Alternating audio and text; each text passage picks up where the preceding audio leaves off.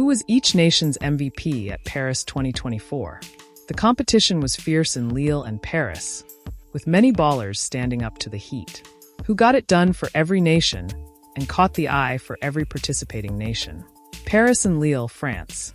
The dust is already settling on an epic women's Olympic basketball tournament Paris 2024, and so it's time to reflect on which ballers made the biggest impression for their respective teams. We have picked out the players that can get their hands on the crown of being their team's MVP. Maki Takada, Japan.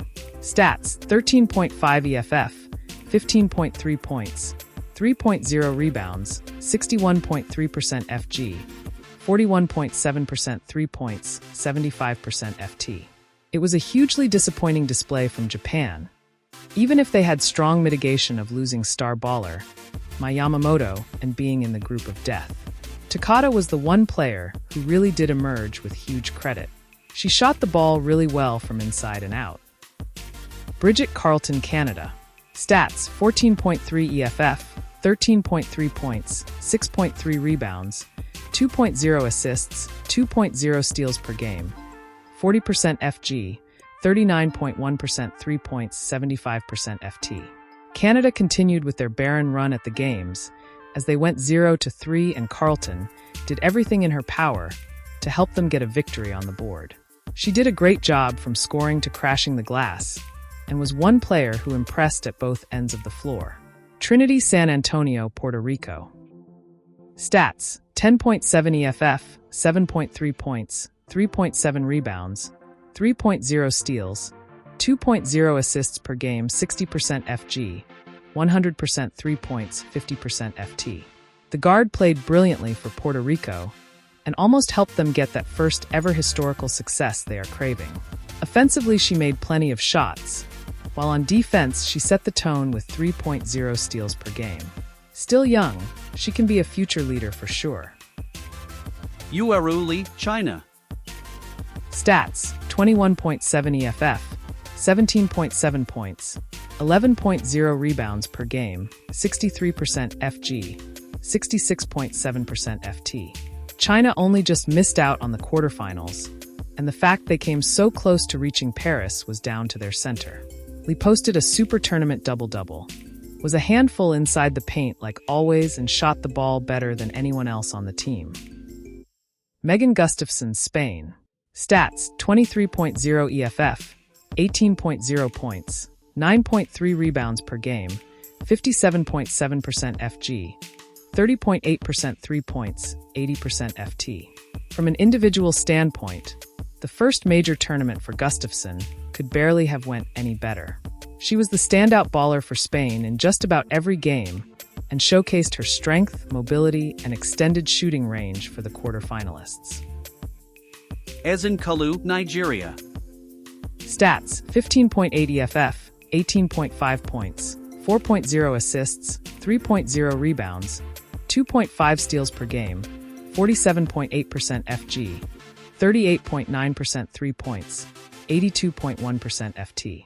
It was a truly epic display from the guard, who came back after 3 years away from the national team. Kalu was on fire from start to finish with her leadership and inspired history. She scored buckets inside and out, created buckets for others, and set the tone defensively.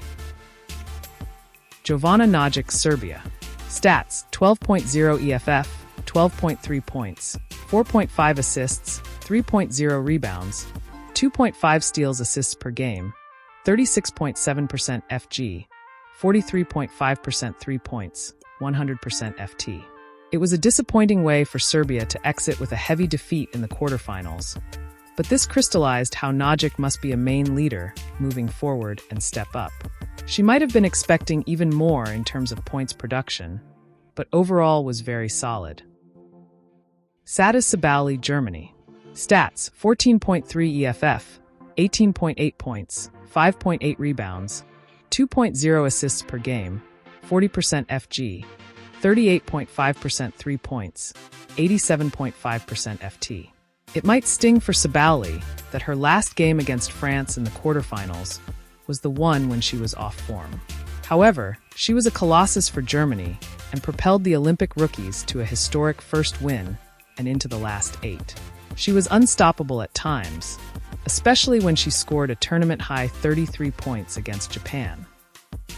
Emma Meesman, Belgium. Stats: 28.5 EFF, 23.3 points, 7.5 rebounds, 4.3 assists, 2.5 blocks per game, 58.4% FG, 41.7% 3 points, 73.9% FT. Majestic again, considering the super intense defensive attention she got. The eventual numbers that Meesman produced were phenomenal. It's a pity from her perspective that the Cats had to endure double heartache, and she didn't get a medal. Alana Smith, Australia.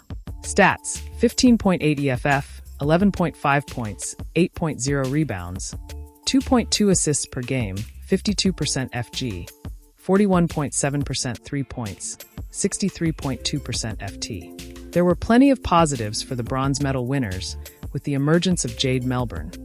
The crazy efficiency in the last game of Easy Eye Magbeggar and stellar early work of Sammy Whitcomb. But it felt like the absolute rock of the Opals' accomplishment was Smith posting her best ever tournament in an Opals vest.